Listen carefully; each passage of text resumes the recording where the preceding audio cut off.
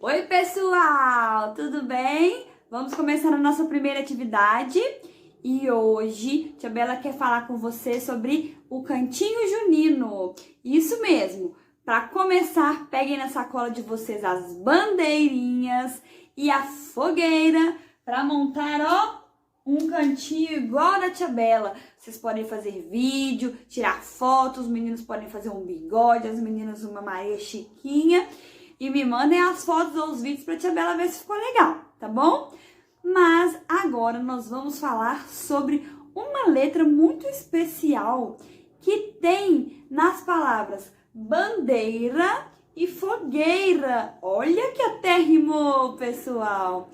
Essa letra é a letra R. Lembra da letra R que nós estamos estudando? Mas nós estamos estudando o R forte.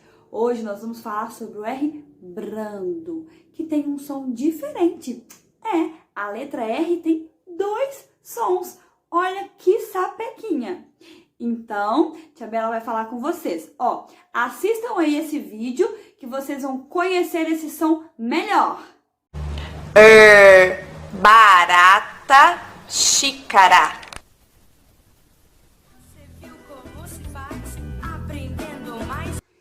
Viram como é esse som? É um som,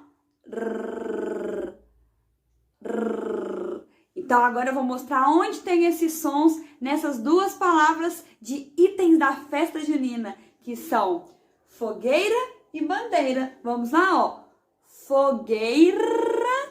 Olha que lá no final tem um R brando. Fogueira e bandeira. Olha só! Então ele está lá no final, ele não está no início. O R brando ele fica no meio e no final das palavras, Fogueira, bandeira. Som do R brando. Agora, eu quero que vocês façam uma atividade que eu mandei aí, que eu já volto para falar mais um pouco sobre essa letra bem especial.